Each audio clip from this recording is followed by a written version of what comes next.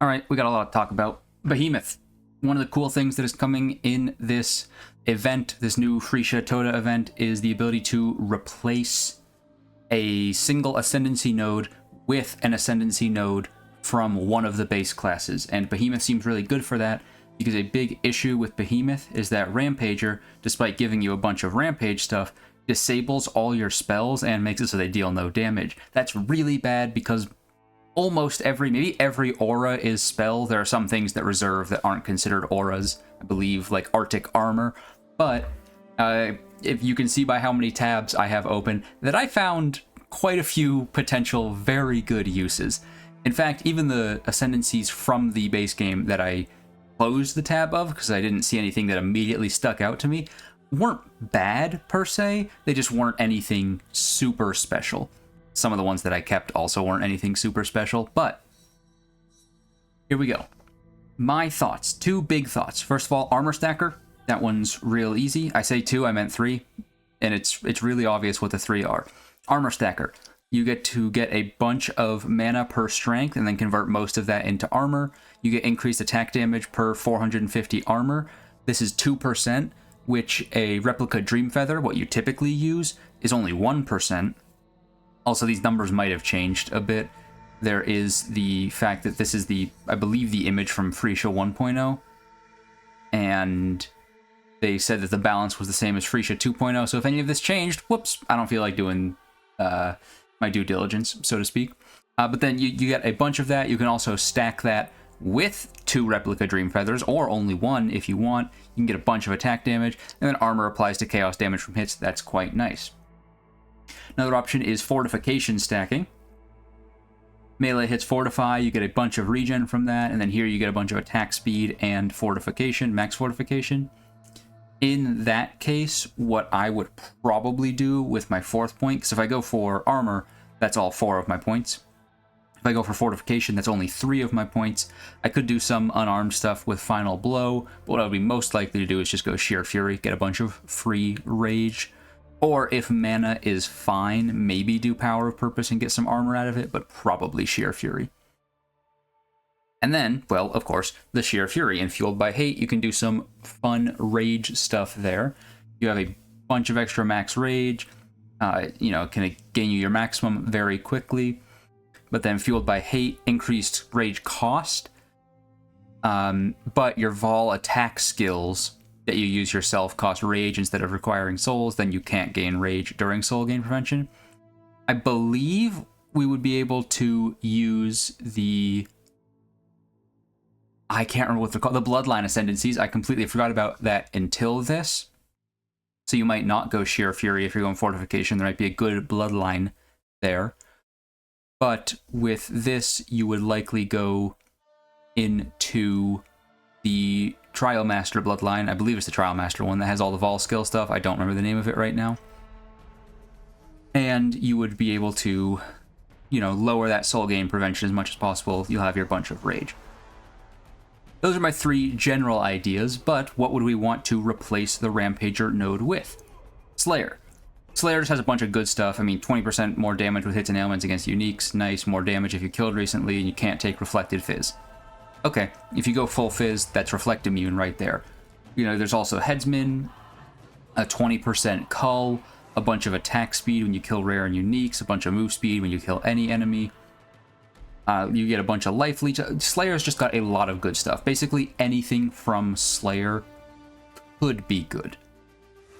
I guess the worst one would probably be Masterful Form, because that would kind of make you feel like you have to go start doing Frenzy Charge stuff. But it wouldn't be bad to go do Frenzy Charge stuff, to also get your Endurance Charges. Then Gladiator, Determined Survivor, if you're going for that Armor Stacker with dual Replica Dream Feathers, you get bonuses from dual wielding are doubled, which by the way is 10% more attack speed, 20% chance to block attack damage. So instead, you'd be getting 20% more and 40% chance to block attack damage. Or if you're going for a shield, which would typically be Aegis because you have a ton of armor and energy shield, then you'll get 50% chance to block instead of that. Or you could even get more than skill once you get enough block chance typically, and now it's lucky. If you get enough block chance without needing this, Measure Retaliation you don't really care for. War of Attrition is useful but not amazing. You have to spend 100 seconds in the presence of a rare unique enemy in order to get that. Weapon Master could give you some bonuses depending on what weapon you're using. If you're going for the Dream Feather, you'd be getting some accuracy. And then the bleeding is not huge. You wouldn't really want that. Champion, this one's more on the fortification, though for any of these, the taunt could be really good. Means you don't have to really super worry about accuracy. The banner stuff, there could be something to say. The Intimidate and get some adrenaline, that could be nice. But most importantly would be Unstoppable Hero. Since you're getting an extra 10 to max fortification, and then you can also already get a bunch of fortification, this will give you a ton of more armor and evasion rating and increased attack speed. Unfortunately, you probably wouldn't be doing that Replica Dream Feather, so you wouldn't. This would just be a defensive layer, the more armor and evasion rating. Trickster's got a lot of nice stuff, the most notable being One Step Ahead. You know, a lot of action speed stuff is really good. Polymath is just always good. It makes mapping super chill, plus gives you some good damage.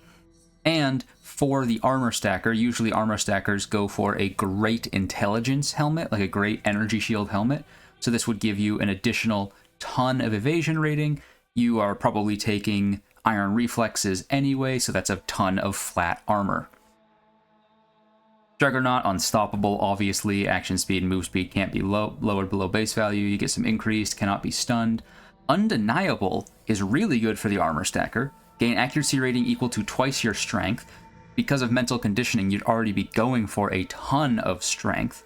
So you would also be getting a ton of accuracy out of that, which would give you a ton of attack speed. Strength/accuracy stacking might be the go-to. There is something to be said about Unbreakable. You get a bunch of extra armor from your equipped body armor. The second line doesn't matter because you already have Incorruptible. I mean, Endurance Charge stuff is just really nice since it gives you a way to generate your Endurance Charges as well. You are getting a bunch of defenses from that. You don't get any of the Unyielding, Unrelenting bonuses if you take Unflinching, but if you have another way to get your endurance charges already, then getting Unrelenting could be huge defense, or getting Unyielding could be pretty good damage. Unyielding also does give you the endurance charge on stun. You might be stunning quite a bit, but I don't know if you can stun an enemy with the same hit that kills them in Path of Exile 1. Berserker, that's more on the rage thing. Either Crave the Slaughter or Rite of Ruin. Rite of Ruin gives you a bunch of degen. Lose 0.1% of life per second per rage while you are not losing rage. But you get 50% increased rage effect. Or you just go Crave the Slaughter. Inherent rage loss starts 2 seconds later, so you get to keep it for longer, and also you'd be getting a ton of attack speed. Now you could go for Gore Dancer. Gore Dancer's nice, it's just, a decent amount of life leech. Aspect of Carnage is just more damage. I say amount of life leech. Your life leech becomes instant, so it's more survivability from your leech. There's Defiance stuff. Defiance is decent for being a little tankier if you want to. Ancestral Fury, if you're using a strike skill, there could be something to be said about that. Especially for if you're going for Smite as your base skill on the armor stacker. Ancestral Fury could help a little bit on that. Chieftain's got a lot of fun stuff, but most importantly is Namahu Flames Advanced. Non-unique jewels cause increase in reductions to other damage types to be transformed to apply to fire. We don't want that necessarily, because usually you don't do fire damage. Though I guess you could be doing Molten Strike, and you could choose to do fire damage. But the much more important one, non-unique jewels cause small and notable passive skills in a large radius to also grant +4 to strength. Bunch of flat strength, bunch of flat mana converted to armor. Necromancer's got mostly minion stuff, but you could go for Mistress of Sacrifice to get some good offering stuff. I don't have the offerings open, so let me do that. Bone Offering, bunch of block, and some life regen if you've blocked. That's always nice. Flesh Offering, attack speed and movement speed, and cast speed, but That's not what I would be using it for the most part. And then Spirit Offering for a bunch of crit stuff. That honestly could be good. But what I was more looking into was Commander of Darkness. Typically, on a lot of endgame builds, what ends up happening is you just stack just so many auras, and especially now that by removing Rampager, we'll be able to stack auras, you get a free 30% elemental resistances, 30% increased damage. Neither of those are huge, but each aura will give you 3% increased attack and cast speed. Ton of that. You could also, try to slot some minions in there for some physical, up to 10% physical damage reduction and life leech to you, but then you're starting to spread yourself a bit too thin. Elementalist, if you're not using a lightning skill by default, you can go Shaper of Storms to get a bunch of free shocks. Probably won't be doing a ton of Herald stuff, so you don't really need that. Bastion of Elements is nice. It's just defensive, no reflected elemental. Mastermind of Discord for exposure, inflicting an extra 25%, and some mana regen. But Heart of Destruction is the really good one. Bunch of AoE while mapping. And then when you come up against a unique enemy, you gain Convergence when you hit a unique enemy. Convergence is 30% more elemental damage. That's just a decent damage buff. Pathfinder is Pathfinder. You get your flasks before Mage Blood, so, a lot of this stuff could be very good. You could do, Master Alchemist, which gives you a bunch of, not guaranteed, not permanent uptime, but it clears a bunch of elemental ailments. And your 50% chance for flasks used to not consume charges, that gives you a bunch of flask uptime. But perhaps much more importantly, Nature's Boon. Magic Utility Flask giving 30% increased effect. That can be really good. Or Nature's Adrenaline. Flask gain 3 charges every 3 seconds. Master Surgeon, you could get a huge life flask, and even if you're going with Energy Shield, you just have to... It would waste one of your slots, technically. It wouldn't be a waste. It would give you a ton of Energy Shield regen. But you could get the Sorrow of the Divine. Sorrow of the Divine. I don't remember if it's the replica or the base Sorrow of the Divine. Here you are, Sorrow of the Divine. Zealot's Oath, which converts your life regen into Energy Shield instead of life. But more importantly, life recovery from flasks also applies to Energy Shield during effect. So that plus Master Surgeon, as long as you have, your Sorrow of the Divine up most of the time, if not all of the time, that is just so much Energy Shield. Pathfinder, I love playing Pathfinder and just going for hybrid health and Energy Shield builds with a Sorrow of the Divine. And then you could also do Replica Sorrow of the Divine. You still get that life recovery, also applies. You get Eldritch Battery instead, which you probably don't want. But there is something to be said about this for, getting a ton of life, since you will be stacking so much strength. You will have a decent amount of life, so it might feel bad to go... Like, you don't need to go CI because it's incorruptible except for damage over time, so you still will have life. I think Sorrow of the Divine, with potentially Pathfinder Master Surgeon, might be one of the better defensive layers from this new stuff. Inquisitor, the most important ones, there's a potential. Augury of Penitence is nice. Righteous Providence, if you want to get some, if you want to be stacking intelligence as well, you get the strength and intelligence and a bunch of crit chance. But Inevitable Judgment, crits ignore monster elemental resistances and non-crits penetrate. If you got good amount of crit, which shouldn't be horribly difficult, then you can ignore monster elemental resistances. Instruments of Virtue, you'd have to be casting spells, but you do get Battle Mage, which gains added spell damage equal to the damage of your main-handed weapon. I don't know if it is... I guess it's flat damage, so never mind. I was thinking of potentially like Crown of Eyes, is it? I believe it's Crown of Eyes. But you could do something with the Spellblade, do some spell stuff there. I don't know. You wouldn't be doing that with the Rage one, obviously, and you wouldn't be doing that with the Armor one. So that would... I don't know, maybe you could do something with, you go Fortification, mostly it's a defensive layer, you're getting a ton of it, I don't know. It's Battle Mage. Battle Mage, if you know what you're doing, you know how to make that good. I don't. I think I've played an Inquisitor once. Guardian, you are converting most of your mana, 80% of your maximum mana, to twice that much armor, but you still have 20% of your maximum mana. You're going to be stacking a ton of strength, so you know you'll be reserving quite a bit of that, so you might be able to get a bunch of energy shield and armor. Worst case scenario, you just go unwavering, or try to go unwavering faith. You get a bunch of reservation efficiency that makes slotting in way more auras way easier. Bastion of Hope for just a ton of block. That's also nice. Then there's Ascendant. Ascendant, I mean, has so much stuff. Guardian is nice. You get 25% instead of the 50 you could get from going straight into Guardian. But you also get, you know, a bunch of burst life regen, which if you've got your Sorrow Divine is also, or is not also, but is actually burst energy shield regen. You get a little bit of attack block. You know, there's the usual Berserkers. Berserker, you could do, even if you're doing like the Armor Stacker, it has the Rage loss, but you still want to get Rage typically as like the Eldritch prefix on your gloves. Chieftain, it's 10% increased strength for the strength stacking. That's okay, but I think that's not really worth it. Like, you wouldn't be upset to get this one, but that wouldn't be huge. Juggernaut, if you're getting endurance charges anyway, like if you're going for max endurance charges, nice. You also can't be chilled, can't be stunned, get some flat accuracy that you don't have to worry about anymore. Get some damage out of it, and here's a way to generate your endurance charges.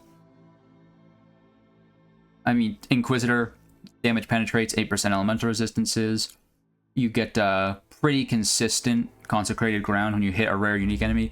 10% chance to hit, but if you're doing like Molten Strike, with your strength stacking, you're hitting so many times, that's basically guaranteed. Plus the nearby enemies take increased, you know, consecrated ground lingers. You could go for the Necromancer to get both offering skills affect you, so you can get that ton of like block, attack speed, or crit stuff, and you get slightly nerfed, only 2% instead of 3%, but you also get the attack and cast speed. You can find a way to slot that in, an offering in. Occultist is functionally stun immunity, regen, some energy shield, and an additional curse, not bad. Crit chance on the assassin. I mean, going basically almost anything from the Ascendant. There's a reason why a lot of armor stackers are Ascendants. It's because a lot of these nodes are really good to just snag a little bit here and there. You know, some of them wouldn't be amazing, but even Warden, you get a bunch of free spell suppress, you get attack damage penetrating, you can get additional tincture. You have to give up a flask for that, and flasks are like really good. It's kind of why Sorrow of the Divine feels a little bit bad to use. But I mean, you can also get the Gladiator. You don't really care for most of it, but even just the 50% chance to block, or the extra 20% chance, like even that wouldn't be horrible. Slayer, you have to be doing physical damage to benefit from the Reflect, but even just uncapped Life Leech and Culling Strike wouldn't be bad. Lots of really cool stuff you can do to replace Rampager. And again, since your spells aren't disabled, you can now use auras. I mean, they are until you get the replacement for this. You would not be league starting this unless these tattoos turn out to be extremely common. But you'll probably want to just go, because it's for each, like it's a duelist. You get one for duelist. You don't get one for Slayer. So duelist is probably a good one to start out with, since almost everything, really everything off Slayer is good. Masterful Form's not amazing, so you don't typically want to be stacking your frenzy charges, but it's not horrible. You know, most of the stuff off Gladiator is good. You don't care about Measured Retaliation. You don't really care about the bleed nodes, but even Gratuitous Violence, just get a little bit of chance to bleed, and you also get some bleed pops there. Champion, you probably don't care too much about the Impale, but you could try and do some Impale stuff there. So Slayer or Duelist is probably a really good one to go for. Obviously, Scion, getting the Scion tattoos would be incredibly good as well. And then you could go Marauder. Marauder's the other one, also called Strength. Oops. All these other ones, they show like Duelist. Oh no, never mind. It's just maybe the Duelist is the exception. I'm getting off track here. But you'd probably want to early get a couple of Marauder tattoos, Scion tattoos, or Duelist tattoos. Just so you don't roll. I mean, it wouldn't be bad. Any of the tattoos is better than disabling all your spells. But you probably want to get something actually good before you start moving into one of these builds. Anyway, that's my Behemoth thoughts. Maybe, if you're lucky, I'll put some background music on this, but that means I have to open my editing software, so maybe not. Nah, I'll do it. I'll do it. That's the plan. This probably won't be my starter if I even do it. I'm leaning more and more towards doing some mana stuff on Whisperer, in which case I would not be surprised. It might already exist. There's definitely ones for previous Frishas, and you can probably just follow those. But you just watch Connor's guide, 1 mana left. You just go watch his stuff, find out what to do for Whisperer. That's probably what I'll actually end up doing. But I still like theory. I still like talking about theories. Calling it crafting is a bit much when I'm not actually putting together any ideas. Anyway, thanks for watching.